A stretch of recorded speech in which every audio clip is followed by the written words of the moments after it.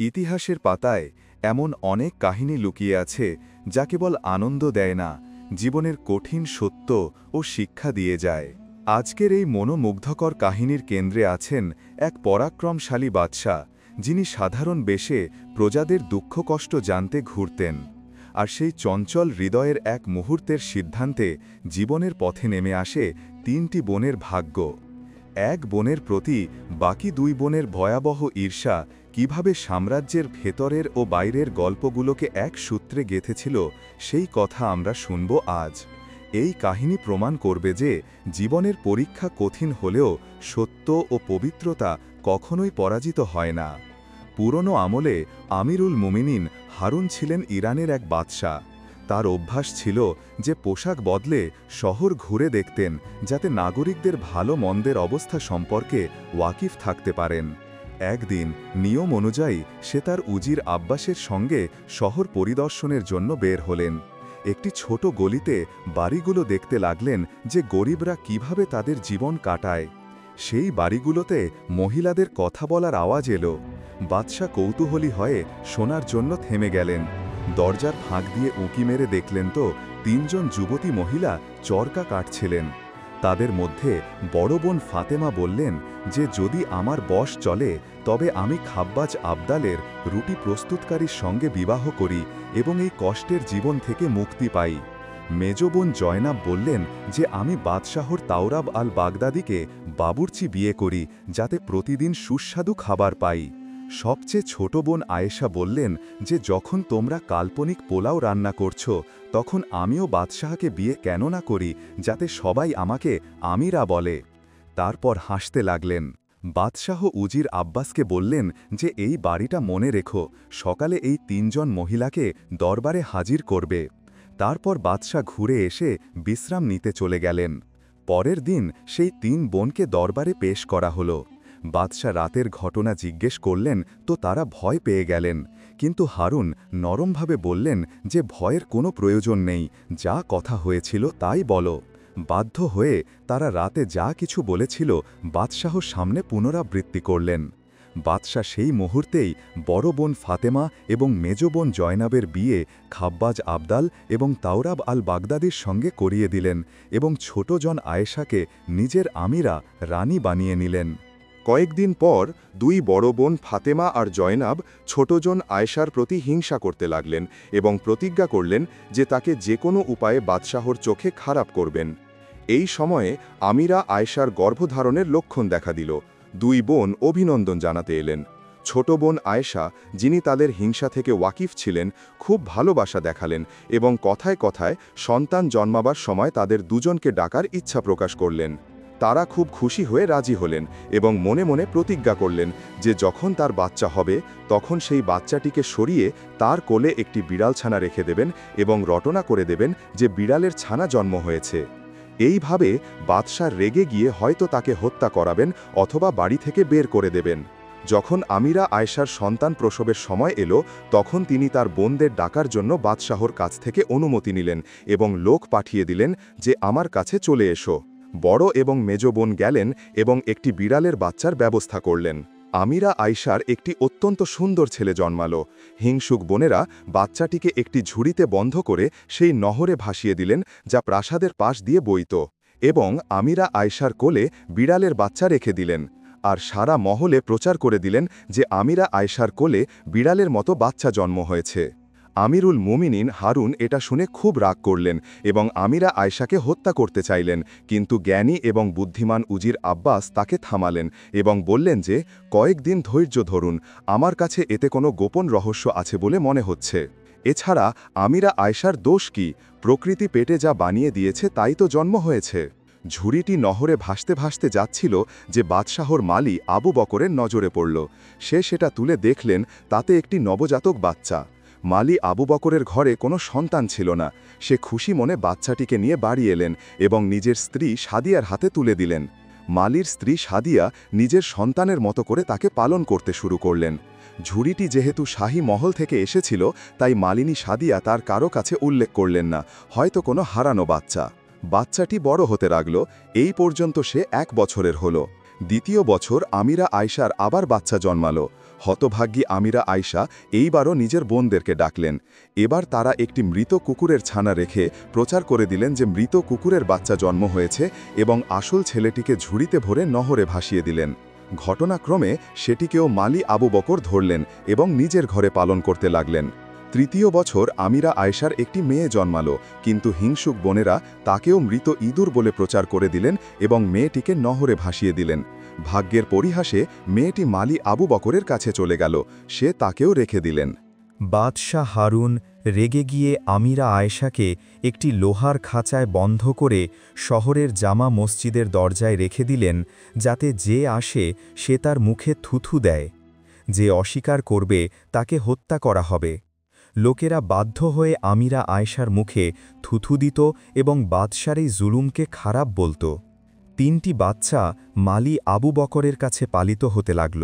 মালি আবু বকর তাদের শিক্ষা ও প্রশিক্ষণ দেওয়ালেন। বড় হওয়ার নিয়ম অনুযায়ী মেয়েটি ঠিক যেন শাহজাদির মতো বড় হচ্ছে। মালি আবু বকর বড় ছেলের নাম রাখলেন খালিদ, ছোট ভাইয়ের উমর এবং মেয়ের নাম রাখলেন জুমানা, এবং এই নামেই তারা সবাই বিখ্যাত হলেন। সেই সময়েই মালিনী সাদিয়া ঘটনাক্রমে অসুস্থ হয়ে মারা গেলেন। বাচ্চাদের এতই দুঃখ হল যেমন মায়ের হলে হয়, কারণ তারা তাকেই মা মনে করতেন। এই সময় তারা সবাই পড়াশোনা শেষ করে যুবক হলেন। মালি আবু বকরও টাকা পয়সাওয়ালা ছিলেন। সে বাদশার অনুমতি নিয়ে একটি প্রাসাদ তৈরি করলেন এবং একটি খুব বড় বাগান বানালেন, যেখানে একটি পক্ষীশালাও ছিল। তারপর মালি আবু বকর ও 3 বাচ্চা তাতে থাকতে লাগলেন। এই ঘটনার বেশি দিন হয়নি যে মালি আবু বকর অসুস্থ হলেন। বাচ্চারা খুব চিন্তিত হলেন, কিন্তু কি করা যেতে পারে? অবশেষে ধৈর্য ধরে বসে রইলেন। 2 ভাই প্রতিদিন শিকারের জন্য যেতেন। জুমানা নিজের মনকে শান্ত রাখতেন অথবা কখনো কখনো গান গাইতেন। ঘটনাচক্রে আমিরা আয়েশার হিংসুক বোনেরাও তাদের খোঁজ পেয়ে গেলেন। তাদের হিংসার আগুন জ্বলে উঠল। তারা নিজেদের মধ্যে পরামর্শ করলেন যে আমিরা আয়েশার তো খুব খারাপ অবস্থা হয়েছে, কিন্তু এই বাচ্চারা যদি বেঁচে থাকে তো হতে পারে যে কোনো সময় গোপন রহস্য ফাঁস হয়ে যায়, তাই এদেরকে এখান থেকে সরিয়ে দাও। সেই অনুযায়ী তারা একজন আদিলা বুড়িকে ডেকে নিজেদের উদ্দেশ্য বললেন। সে বলতে লাগল, তোমরা তো নাম বললে, আমি এদেরকে এমনভাবে এখান থেকে সরিয়ে দেব যে কেউ টুকরো খবরও জানতে পারবে না। একদিন খালিদ এবং উমর শিকারে গেলেন। আদিলা তাদের বাড়ি এলো এবং জুমামার কাছ থেকে নামাজের অনুমতি নিয়ে অজু করে নামাজ পড়তে লাগল। জুমামা তার ধার্মিকতা দেখে মুগ্ধ হলেন এবং বাইরে তাকে খাবার খাইয়ে নিজের সঙ্গে বাগান দেখাতে নিয়ে গেলেন। দুষ্ট আদিলা বাগানে এসে বলতে লাগল, এমনি তো সব কিছুই আছে, কিন্তু এতে 3টি জিনিসের অভাব আছে। যদি সেগুলি পাওয়া যায় তবে এই বাগান অতুলনীয় হবে। জুমামা জিজ্ঞেস করলেন, সেগুলো কি? আদিলা বললেন, ওদেরকে পাওয়াটা একটু মুশকিল। জুমামা আগ্রহ প্রকাশ করলেন, তুমি বলো তো সই। আদিলা বললেন, এতে কথা বলা পাখি, গান গাওয়া গাছ এবং জান্নাতি ঝর্ণার জলের অভাব আছে। যদি সেগুলিও এসে যায় তবে এই বাগান জান্নাত এর স্বর্গ নমুনা হয়ে যাবে। জুমামা বললেন, এই জিনিসগুলো কোথায় পাওয়া যায়? আদিলা বললেন, এখান থেকে 20 দিনের দূরত্বে সিরিয়ার সীমানায় যে প্রথম আদমিকে পাবে সে রাস্তা বলে দিতে পারে। যদি সাহসী মানুষ হয় তবে অবশ্যই এই দুর্লভ জিনিসগুলি পেতে পারে, না হলে এইভাবে লক্ষ লক্ষ মানুষ দুনিয়াতে ভেড়া বকরির মতো ছড়িয়ে আছে। আদিলা আগুন ধরিয়ে দিয়ে উধাও হয়ে গেলেন, কিন্তু জুমামা গভীর চিন্তায় পড়ে গেলেন। সন্ধ্যায় যখন 2 ভাই শিকার থেকে ফিরে এলেন তখন অস্বাভাবিকভাবে বোনকে চিন্তিত দেখলেন। কারণ জিজ্ঞেস করলেন, তখন সে সমস্ত ঘটনা খুলে বললেন। খালিদ বললেন, তুমি এত দুঃখ কেন করছো? আমি যাই এই সব জিনিস নিয়ে আসব। পরের দিন খালিদ সফরের জন্য তৈরি হলেন এবং বোনকে একটি খঞ্জর ছোড়া বের করে দিলেন। বললেন, এইটা আমার নিশানি, যতক্ষণ এটা সাফ আছে বুঝবে আমি ভালো আছি।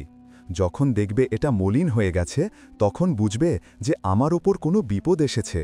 আর যদি এটা ধোঁয়াটে হয়ে যায় তবে বুঝবে যে আমি এখন এই দুনিয়াতে নেই। এরপর ভাই বোনকে বিদায় জানিয়ে সেই পথে 20 দিন পর্যন্ত চলতে থাকলেন, যা আদিলা বলেছিলেন। 21তম দিনে সিরিয়ার সীমানায় তার একটি কুটির নজরে এলো। সোজা সেখানে পৌঁছালেন তো দেখলেন ভিতরে একজন ফকির বসে আছেন আর তার মুখ চুলে ঢাকা। খালিদ চট করে একটি কাঁচি বের করে ফকিরের হাত পরিষ্কার করলেন এবং তারপর আদব করে সালাম করলেন। ফকিরকে ছুলে বলতে লাগলেন, বাবা, এইভাবে আসা কেন হলো? খালিদ নিজের উদ্দেশ্য বললেন এবং বললেন যে নিজের বোনের জন্য কথা বলা পাখি, গান গাওয়া গাছ আর জান্নাতি ঝর্ণার জলের সন্ধান করছি। ফকির দীর্ঘশ্বাস ফেলে বললেন, বেটা, আমার রাস্তা তো জানা আছে, কিন্তু সেখানে বিপদ খুব।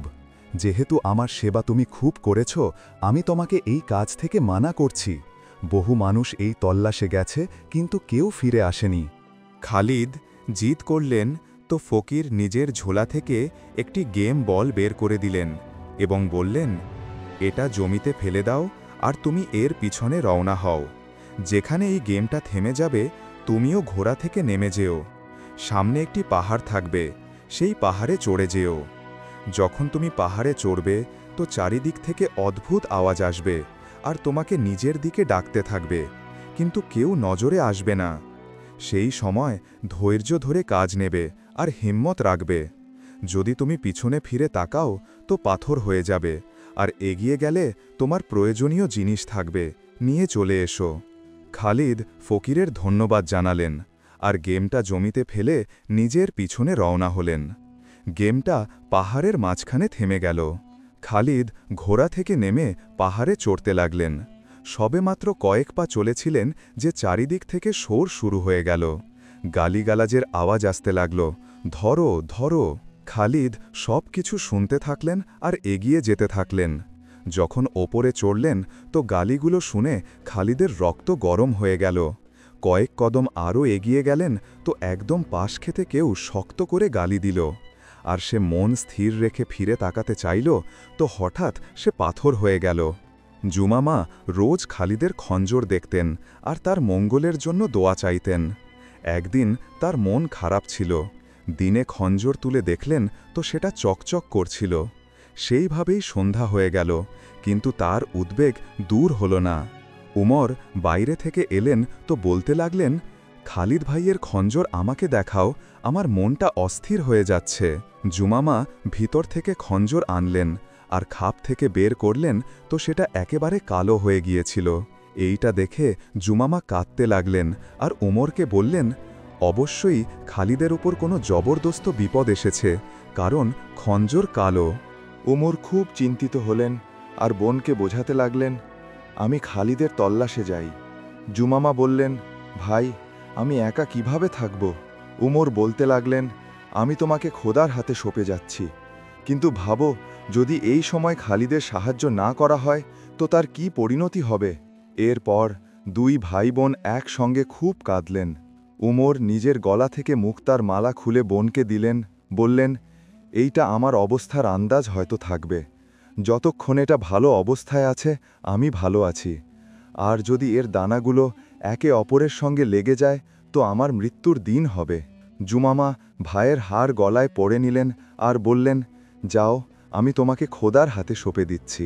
উমরও ২০ দিনের সফরের পর ২১তম দিনে সেই ফকিরের কুটিরে পৌঁছালেন আর সেই একই প্রশ্ন করলেন যে কথা বলা পাখি, গান গাওয়া গাছ আর জান্নাতি ঝর্ণার জল নিতে এসেছি। ফকির ব্যাখ্যা করলেন যে, বেটা, কেন নিজের প্রাণ দিচ্ছ? কয়েক দিন হলো তোমার সমবয়সী যুবক গেল, কিন্তু এখনও ফিরে আসেনি, হয়তো পাথর হয়ে গেল।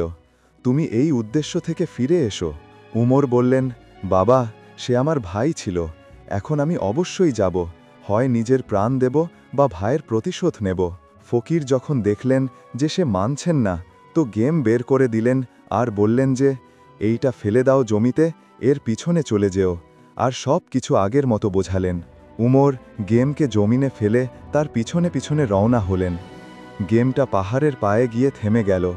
উমর ঘোড়া থেকে নেমে পাহাড়ে চড়তে লাগলেন।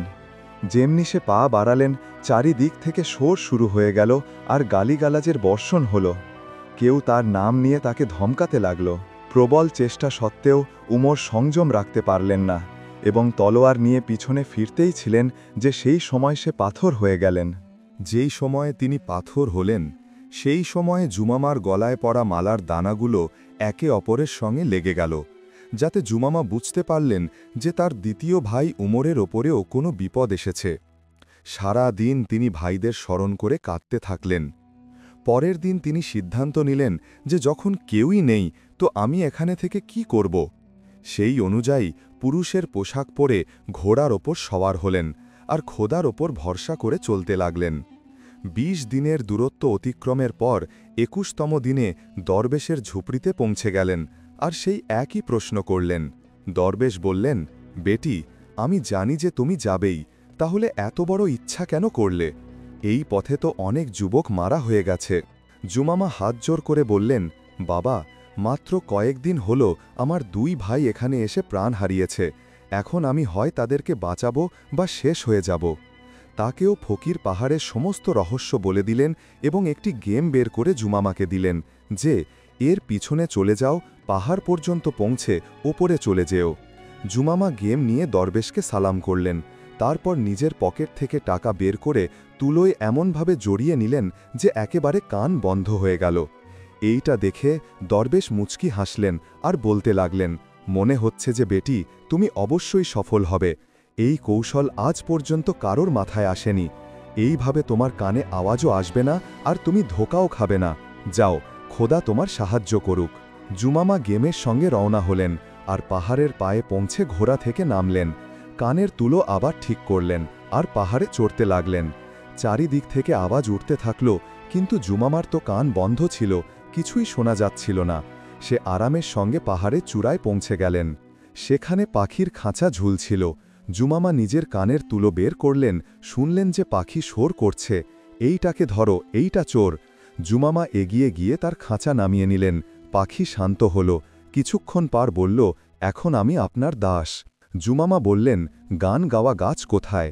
পাখিজা তার ঠিকানা বলল আর বলল, তার ডাল ভেঙে নাও, সেটাই যথেষ্ট। জুমামা তার ডাল ভেঙে নিলেন। তারপর সামনে ঝর্ণা থেকে সেখানে রাখা একটি রূপার কলসি ভরে নিলেন। তারপর জুমামা পাখিটাকে জিজ্ঞেস করলেন যে, আমার ভাইয়েরা যে পাথর হয়ে গেছে, কিভাবে ঠিক হবে? পাখিটা বলল, এইটা সব দরবেশের খেল। এই ঝর্ণার জল ঢেলে দাও, তারপর খোদার শক্তি দেখো। জুমামা প্রথমে নিজের ভাইদের চিনতে পারলেন এবং তাদের ওপর জান্নাতি ঝর্ণার জল ছিটিয়ে দিলেন। তারা সেই সময়েই আসল অবস্থায় ফিরে এলেন আর বোনকে পেয়ে খুব খুশি হলেন। এরপর ৩ জন মিলে সেই সমস্ত লোকদের ওপর ঝর্ণার জল ছিটিয়ে দিলেন যারা পাথর হয়ে গিয়েছিল। জল পড়তেই সবাই খোদার হুকুমে আসল অবস্থায় ফিরে এলো আর জুমামাকে খুব ধন্যবাদ জানালো। এরপর সবাই পাহাড়ের নিচে নামল তো দেখল যে ঘোড়াগুলো দাঁড়িয়ে হিনহিন করছে। সবাই নিজেদের ঘোড়া চিনতে পারল এবং সেগুলোর ওপর সবার হয়ে নিজেদের রাস্তায় চলতে লাগল। উঁকি মেরে দেখল তো না ফকির, না তার কুটির, ফাঁকা মাঠ পড়ে আছে। জুমামা বলতে লাগলেন, এই ফকিরই দরবেশের সঙ্গে সম্পর্কিত ছিল। যখন দরবেশের খেল শেষ হয়ে গেল তখন সেও উধাও হয়ে গেল। এরপর সে সব যুবকদের বিদায় জানালেন আর নিজে নিজের ভাইদের সঙ্গে দুর্লভ জিনিসগুলি নিয়ে নিজের দেশে রওনা হলেন। বাড়ি এসে তিনি গান গাওয়া গাছের ডাল একটি উপযুক্ত জায়গায় লাগিয়ে দিলেন এবং একটি সুন্দর চৌবাচ্চা তৈরি করে তাতে জান্নাতি ঝর্ণার জল ভরে দিলেন। পরের দিন যখন দেখলেন তো দেখলেন যে ডালের বদলে পুরো গাছ দাঁড়িয়ে আছে আর তাতে অদ্ভুত সুর বের হচ্ছে এবং কানায় কানায় চৌবাচ্চার ফোয়ারা চলছিল। বারান্দায় পাখির খাঁচা ঝুলছিল আর পাখিটা খুব সুন্দর কথা বলছিল। সারা শহরে সেই জিনিসগুলোর খ্যাতি হয়ে গেল। যে যে লোক বিস্ময়কর জিনিস দেখতে আসত অবাক হয়ে যেত।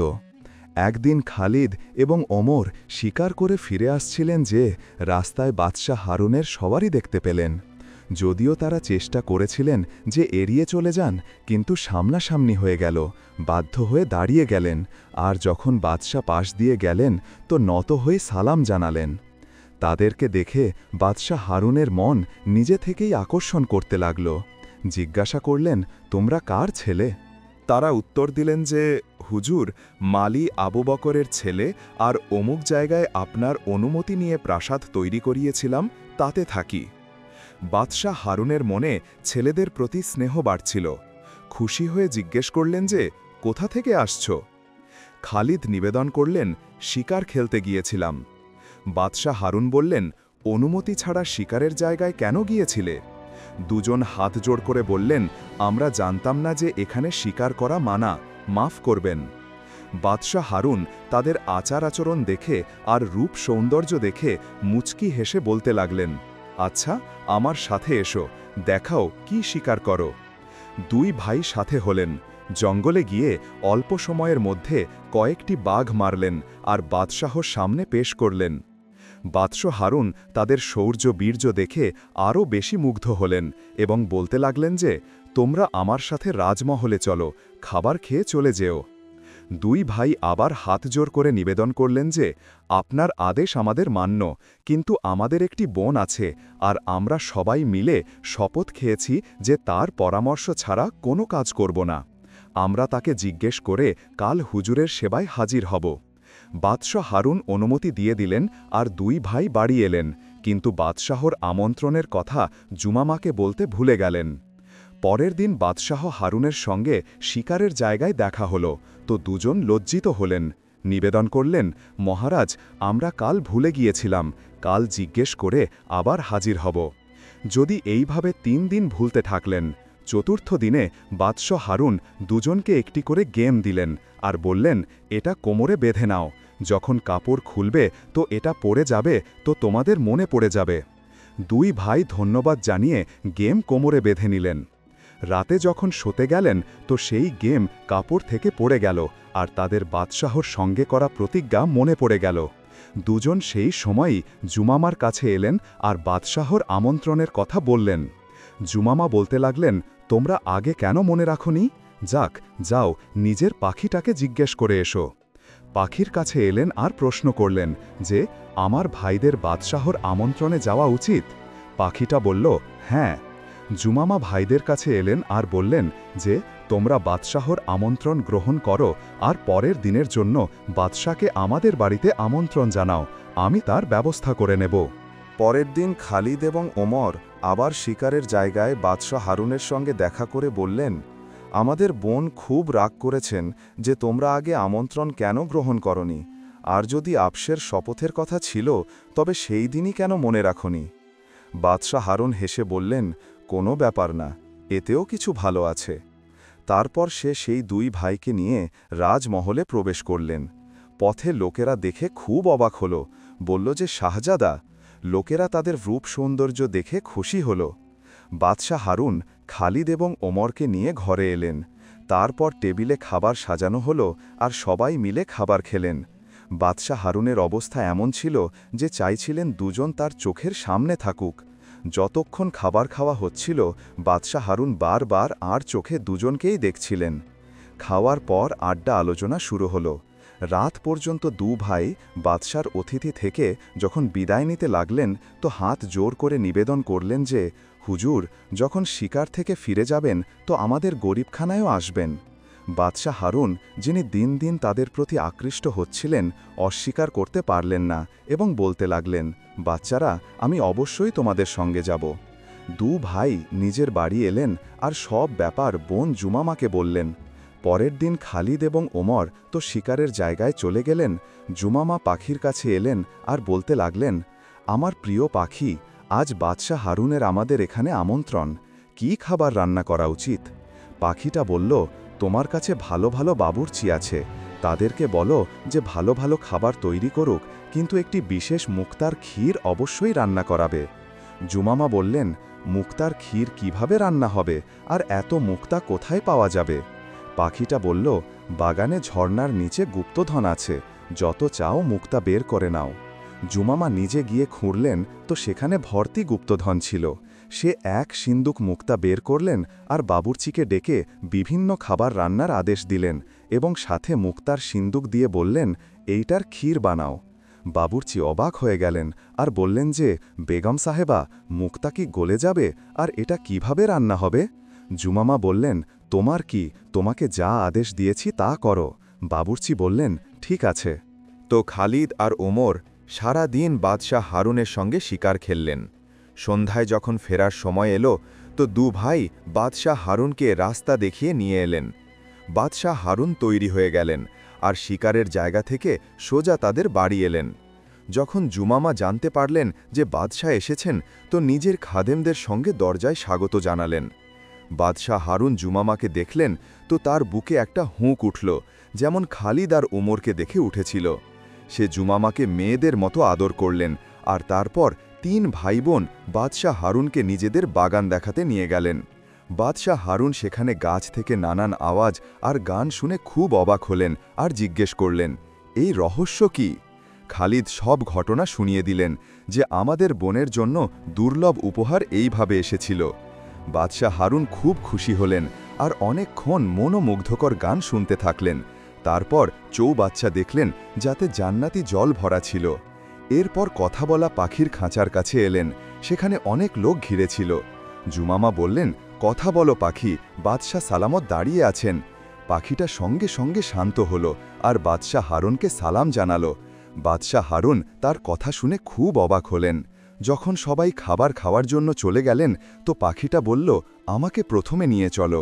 জুমামা খাঁচাটা নিজের সঙ্গে নিলেন আর খাবার ঘরে নিয়ে ঝুলিয়ে দিলেন। বাদশাহ হারুনের সঙ্গে খাবার খাওয়ার জন্য বসলেন তো আবার মুক্তার ক্ষীর দেখে অবাক হলেন। বলতে লাগলেন যে, এই কেমন ক্ষীর, কি মুক্তা ছড়ানো! আমি তো ভাবলাম যে তোমরা সবাই বুদ্ধিমান, কিন্তু এইটা এমন নির্বুদ্ধিতা যার জবাব মেলা মুশকিল। খালিদ, ওমর আর জুমামা চুপ হয়ে পাখির দিকে তাকাতে লাগলেন। পাখিটা বাদশাহ হারুনকে সম্বোধন করে বলল যে, আপনি মুক্তার ক্ষীর দেখে তো অবাক হচ্ছেন আর আমাদেরকে নির্বোধ বলছেন, কিন্তু আমি আপনাকে জিজ্ঞেস করি যে যখন আপনার সাথীরা এইটা বলেছিল যে আমিরা আয়েশার বিড়াল, কুকুর আর ইঁদুরের ছানা জন্ম হয়েছে, সেই সময় আপনি এইটা ভাবলেন না যে মানুষের পশুদের মতো বাচ্চা জন্ম হতে পারে? পাখির এই কথা শুনে বাদশাহ হারুন অবাক হয়ে গেলেন আর বললেন, ওহে পাখি, যদি তুমি গোপন কথা জানো তো বলো যে আসল ঘটনা কি? পাখিটা বলল যে, আমিরা আয়েশার বড় বোন, যাদের বিয়ে আপনি তাদের ইচ্ছা অনুযায়ী খাব্বাজ আবদাল আর তাওরাবাল বাগদাদির সঙ্গে করিয়েছিলেন, নিজের ছোট বোনের প্রতি হিংসা করতে লাগলেন।